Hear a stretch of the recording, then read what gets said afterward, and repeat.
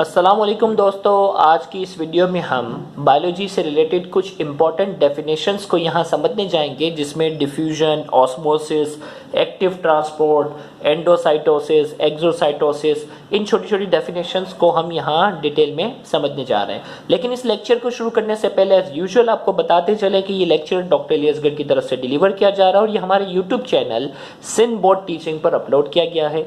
अगर आपने अब तक हमारे इस चैनल को सब्सक्राइब नहीं किया तो काइंडली आज ही आप हमारे इस चैनल को सब्सक्राइब करें और साथ ही साथ बेल आइकन को लाजमी क्लिक करें ताकि हमारी अपलोड करना तमाम वीडियोस की नोटिफिकेशन आपको रिसीव हो सके।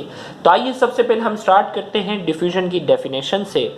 The process in which molecules और ions are moved from higher concentration to lower concentration through the semi-permeable ये E है, I नहीं है, through the semi-permeable membrane is known as diffusion।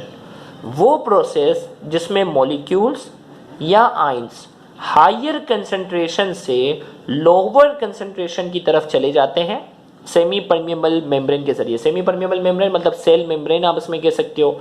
तो उस मेम्ब्रेन के जरिए हायर कंसंट्रेशन से लोअर कंसंट्रेशन की तरफ मॉलिक्यूल्स और आयंस जो मूव करते हैं उसे कहते हैं डिफ्यूजन।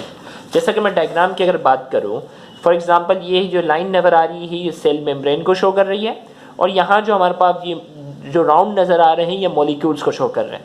अब मॉलिक्यूल्स की कंसंट्रेशन यानी कितने वॉल्यूम में मॉलिक्यूल्स की तादाद कितनी है उसे हम जो है वो हम कंसंट्रेशन कहते हैं। तो यहाँ अगर आप डायग्राम में देखें तो कंसंट्रेशन मॉलिक्यूल्स की यहाँ ज़्यादा है और यहाँ मॉलिक्यूल्स की कंसंट्रेशन जो है वो कम है। डिफ्यूजन वो प्रोसेस है जिसमें मॉलिक्यूल्स और आयंस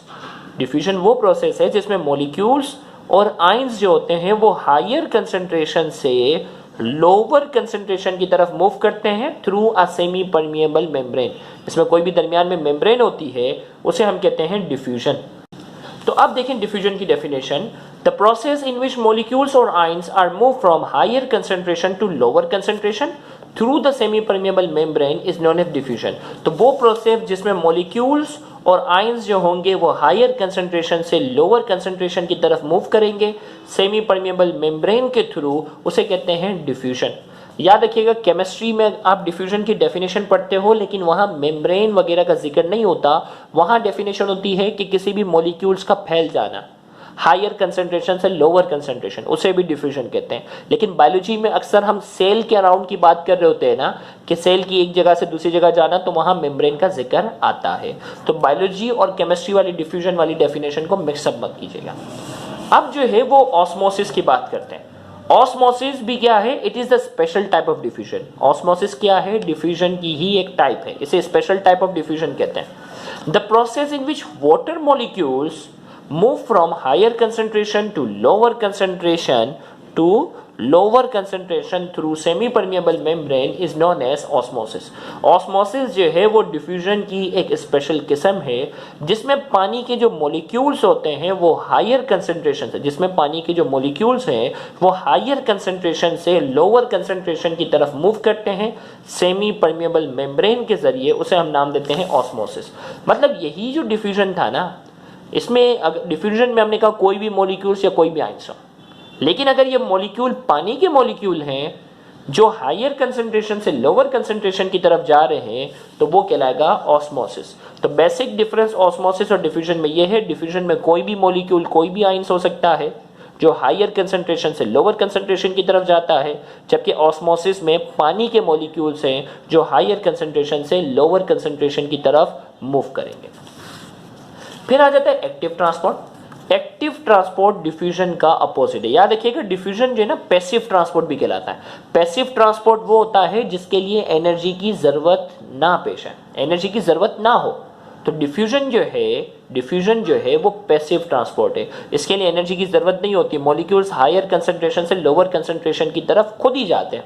ये कुदरत का कानून है कि हाई पोटेंशियल एनर्जी से लो पोटेंशियल एनर्जी की तरफ कोई भी चीज जो होती है वो खुद ब खुद जाती है। जैसे ये पेन है ना, इसको मैं ऊपर उठाता हूँ और छोड़ देता हूँ तो ये पेन खुद ब खुद नीचे आएगी, क्योंकि यहाँ पेन की पोटेंशियल एनर्जी ज्यादा है। छोड़ दूंगा तो वो हाई से लो की तरफ जो है ये पेन खुद ब खुद जाएगी, एनर्जी की जरूरत नहीं होगी। लेकिन इस पेन को नीचे से ऊपर उठाऊंगा तो मुझे क्या चाहिए, एनर्जी चाहिए, क्योंकि यहाँ इसकी पोटेंशियल एनर्जी जो है, पेन की पोटेंशियल एनर्जी कम है, लो पोटेंशियल एनर्जी है, और मैं इसको लो से हाई की तरफ लाऊंगा तो मुझे क्या चाहिए होगी, एनर्जी चाहिए। तो सेम यहाँ डिफ्यूजन में भी यही है कि मॉलिक्यूल्स हायर कंसंट्रेशन से लोअर कंसंट्रेशन की तरफ तो खुद ब खुद जाएंगे, पैसिव ट्रांसपोर्ट है। लेकिन अगर इन्हीं मॉलिक्यूल्स को मैं लो से हाई की तरफ लेकर आना चाहता हूँ, अपोजिट काम करवाना है, तो मुझे क्या चाहिए होगी, एनर्जी चाहिए होगी। और वो प्रोसेस जिसमें एनर्जी चाहिए हो वो कहलाता है एक्टिव ट्रांसपोर्ट। जिसमें एनर्जी की जरूरत ना हो वो क्या कहलाता है, पैसिव ट्रांसपोर्ट। और इसकी एग्जांपल हमारे पास क्या है, डिफ्यूजन। तो अब देखो भाई, the process in which molecules और ions move from lower concentration to higher concentration by using energy through semi permeable membrane is known as active transport. Second year biology में आप एक्टिव ट्रांसपोर्ट की example जो अच्छी वाली पढ़ते हैं ना, सोडियम पोटेशियम पंप, तो उसमें आपको वहां जो है वो अच्छे से समझ में आएगा। तो हमने कहा कि अगर लोअर से हायर की तरफ लेकर आना है तो एनर्जी का इस्तेमाल करना होगा, और वो प्रोसेस कहलाएगा एक्टिव ट्रांसपोर्ट। तो सिंपल ये डेफिनेशन अपोजिट हो गई, the process in which molecules और ions move from lower concentration to higher concentration by using energy, energy का इस्तेमाल करते हुए, थ्रू सेमी परमिएबल मेम्ब्रेन, क्योंकि हम बायोलॉजी पॉइंट ऑफ व्यू से डिस्कस करेंगे तो सेमी परमिएबल मेम्ब्रेन तो होगी, is non as active transport. उसे हम क्या कहते हैं, एक्टिव ट्रांसपोर्ट। तो इस वीडियो के दूसरे हिस्से में हम एंडोसाइटोसिस वाली डेफिनेशन को हम डिस्कस करेंगे। अगर आपको हमारा ये लेक्चर पसंद आया है तो इस कमेंट में अपना फीडबैक लाजमी दें, वीडियो को लाइक करें और इस वीडियो को ज़्यादा से ज़्यादा शेयर करके अपना हक ज़रूर अदा करें। याद रहे, बहुत से ऐसे स्टूडेंट हैं जो गवर्नमेंट कॉलेजेस के बाद एक्सपेंसिव कोचिंग सेंटर्स को अफोर्ड करने की सलाहियत नहीं रखते। तो आपकी इन वीडियोस को ज़्यादा से ज़्यादा शेयर करना, उन तक पहुंचाना आपके लिए सदका जारिया बन सकता है। Thank you very much. अल्लाह हाफिज़।